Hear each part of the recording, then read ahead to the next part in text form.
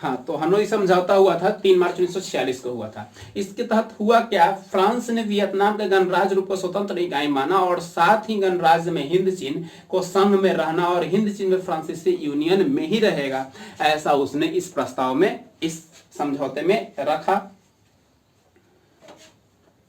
अब कह रहा है कि फ्रांस के महत्वाकांक्षी नीतियों के कारण वियतनाम के साथ हिंद चीन संघ निर्माण पर समझौता नहीं हो पाया और फ्रांस चाहता था कि निर्मित संघ का अध्यक्ष उसके द्वारा नियुक्त करके हाई कमिश्नर वियतनाम नेताओं की मांग की जाए और संघ के सभी राज्यों को क्या कर दिया जाए, स्वतंत्र कर दिया जाए। जितने अधीन राज्य हैं सभी को क्या कर दिया जाए, स्वतंत्र कर दिया जाए और एक हाई कमिश्नर की स्थापना की जाए और जिसमें वियतनाम के नेताओं की ऐसी मांग रखी गई। इसी बीच में कह रहा है कि हो ची मिन्ह की ताकत इतनी नहीं थी कि फ्रांसीसी सेना का मुकाबला कर सके और पुनः गुरिल्ला युद्ध शुरू हो सके। गुरिल्ला युद्ध का लाभ उठाते हुए फ्रांस ने पेरिस में बाओदाई को बुलाकर वियतनाम का शासक बना दिया। यानी गुरिल्ला युद्ध का क्या हुआ, फायदा उठाया। फायदा उठाकर फ्रांस ने पेरिस से बाओदाई को बुलाकर क्या कर दिया, वहां का वियतनाम का शासक उसको बना दिया गया और कम्युनिस्ट विरोधी वियतनाम बाओदाई का समर्थक था। पुंजवादी साम्यवादी देशों में अमेरिका ब्रिटेन समर्थन में फ्रांस को प्राप्त हुआ। यानी पुंजवादी जो देश थे और साम्यवादी देश थे अमेरिका, फ्रांस, ब्रिटेन, वो इसके साथ आ गए और हो ची मिन्ह कुछ परेशानियां उठानी पड़ी क्योंकि अभी तक वो पूर्ण साम्यवादी सरकार का गठन नहीं कर पाया था। और 1949 ईस्वी में हो ची मिन्ह खुले तौर पर जनवादी चीनी गणतंत्र को अपनाकर आदर्श को स्वीकार कर अपने आप में मिला लिया और 1950 ईस्वी में रूस और चीन ने वियतनाम गणराज्य की मान्यता दे दी। यानी 1950 में क्या हो गया, रूस एवं चीन ने वियतनाम को एक गणराज्य की घोषणा कर दी और यहाँ से सारी सैनिक ताकत और तकनीकी शुरू कर दी। यानी यहाँ पे अपनी तकनीकी और सारी सैनिक ताकत लगा दिया। अब कह रहा है हिंद चीन की स्थिति बहुत ही जटिल हो गई थी। उत्तरी वियतनाम पर हो ची मिन्ह की सरकार थी और दक्षिणी वियतनाम पर फ्रांस समर्थक बाओदाई का।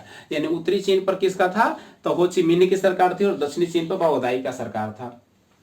गुरिल्ला सैनिक लाओस, कंबोडिया के रास्ते दक्षिणी वियतनाम पर धावा बोले थे और पुनः जंगलों में छिप जाते थे। इस क्रम में दिए वियफू पर गुरिल्ला सैनिकों का भयानक आक्रमण हुआ और इसमें फ्रांस की सेना बुरी तरीके से हार गई, जिसमें 16,000 फ्रांसीसी सैनिक आत्मसमर्पण करना पड़ा और साम्यवादियों का अधिकार हो गया।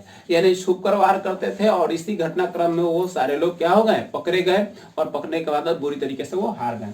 अब कह रहा है अमेरिका का हस्तक्षेप। अब अमेरिका का हस्तक्षेप इसमें कैसे हुआ, देखिए कह रहा है कि अमेरिका जो अब तक फ्रांस के समर्थन में था, उन्होंने हिंद चीन में हस्तक्षेप की नीति अपनाई और साम्यवादियों का विरोध करने की घोषणा कर दी। चूंकि रूस एक पक्ष पहले ही समर्थक में था। 1954 ईस्वी में हिंद चीन की समस्याओं की वार्ता हेतु सम्मेलन बुलाया गया जिसे जिनेवा समझौता कहा गया। जिनेवा समझौता किसे कहा गया, तो हिंद चीन में जो आपसी प्रतिस्पर्धा थी उसके लिए समझौते के लिए क्या किया गया, जिनेवा में एक समझौता बुलाया गया और उसे जिनेवा समझौता कहा गया, जो कि 1954 ईस्वी में हुआ था। हुआ एक बौद्धिक धार्मिक क्रांतिकारी आंदोलन था जो 1939 में शुरू हुआ। पूछता हुआ क्या है, तो हुआ एक धार्मिक क्रांतिकारी आंदोलन है जिसकी शुरुआत 1939 ईस्वी में हुई। इसके नेता कौन थे, तो हुई फोसू थे जो उग्रवादी घटनाओं को अंजाम देते थे और आत्मदाह तक भी शामिल था। यानी उग्रवादी प्रवृत्ति के नेता थे। हनोई नदी के सटे उत्तर के क्षेत्र में वियतनामी साम्यवादियों और दक्षिण वियतनाम के अमेरिकी समर्थक सरकारों को दे दिया गया और वहां धार्मिक वर्ग ने एक आंदोलन किया। इसे हुआ आंदोलन काफी आक्रामक हो गया।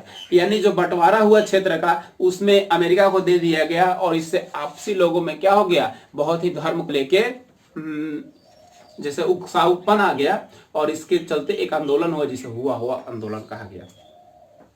अब है लाओस का गृह युद्ध। लाओस में गृह युद्ध क्या हुआ, तो कह रहा है कि लाओस में राजनीतिक सीमा पूरब में उत्तरी वियतनाम की सीमा को छूती है। इसके जो पूर्वी सीमा था वो किसको छूता था, वियतनाम को छूता था। 1954 ईस्वी में स्पष्ट हो गया कि उत्तरी लाओस में दो प्रांतीय फुगसाली और हो सफांस साम्यवादी प्रभुत्व है और इसे विस्तृत करने के लिए उद्यत है। यानी इसको विस्तार करने के लोगों की इच्छा थी और लाओस में राजतंत्र को हटाकर संसदीय प्रणाली अपनाई गई थी जो राजनीतिक अस्थिरता का दौर था। 1956 ईस्वी के मध्य में संपूर्ण वियतनाम में चुनाव द्वारा एकीकरण एक सरकार का गठन किया जाए। ऐसा लोगों का प्रस्ताव था कि 1956 में क्या किया जाए, एक एकीकरण सरकार का गठन किया जाए चुनाव द्वारा। यदि जनता ऐसे चाहे तो जेनेवा समझौता के क्रियान्वयन को देखभाल करके 30 सदस्यीय अंतर्राष्ट्रीय निगरानी में आयोग का गठन किया जाए, इसमें भारत, कनाडा और पोलैंड होंगे। कह रहा है कि जेनेवा समझौता के तत्कालिक रूप में कुछ क्षति अवश्य हुई, परंतु हिंद चीन पर उथल पुथल आरंभ हो गया। यानी इसकी क्षति हुई किंतु फिर भी क्या हो गया, इसमें उथल पुथल आरंभ हो गया, क्योंकि उत्तरी वियतनाम में हो ची मिन्ह की सरकार सुदृढ़ थी और पूरे वियतनाम को एकीकरण करने का विचार किया जा रहा था। और दक्षिणी वियतनाम की स्थिति उसके ठीक विपरीत थी। इसमें अमेरिका और बाओदाई सरकार में अलग अलग अस्फुटता थी, यानी दोनों में अलग अलग भावनाएं थी।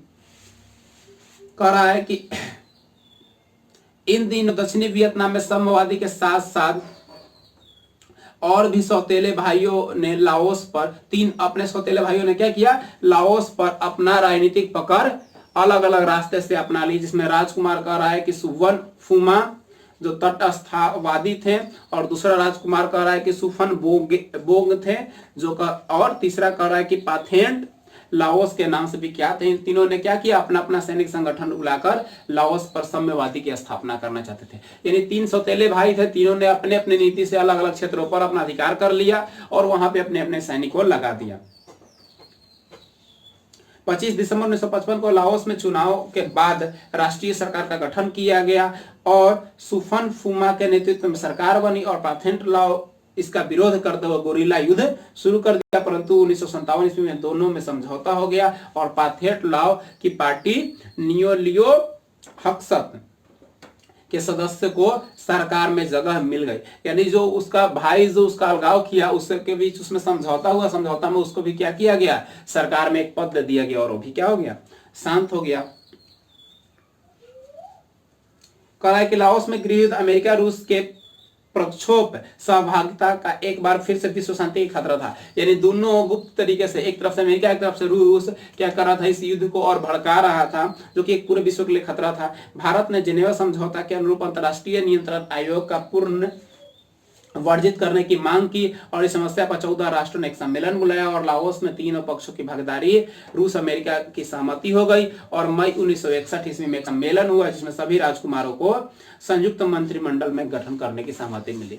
यानी जो भड़काया जा रहा था आग को, उसको शांत करने के लिए भारत ने क्या किया, समझौता का रास्ता दिखलाया और समझौता से सभी लोग मान गए। परंतु अमेरिका षड्यंत्र के कारण लाओस में विदेशी मंत्री की हत्या कर दी गई और पुनः गृह युद्ध हो गया। यानी अमेरिका ने क्या किया, षड्यंत्र किया और लाओस के विदेश मंत्री की हत्या करवा दी, जिससे क्या हो गया, पुनः गृह युद्ध। गृह युद्ध कहने का मतलब घर में युद्ध, यानी एक देश के अंदर आपसी सीमा को लेकर युद्ध होता है, उसे गृह युद्ध कहते हैं।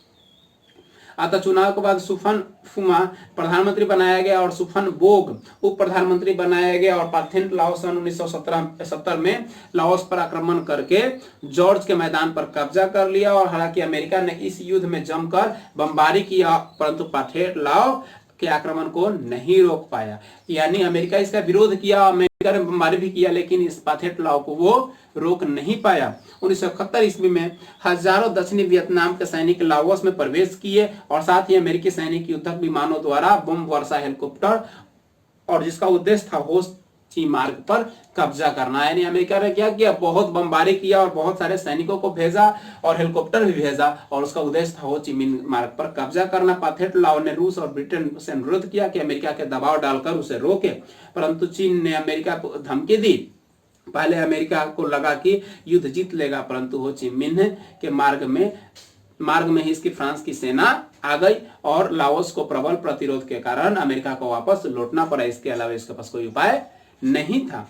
अब देखते हैं हम लोग कंबोडिया संकट। कंबोडिया का संकट क्या था।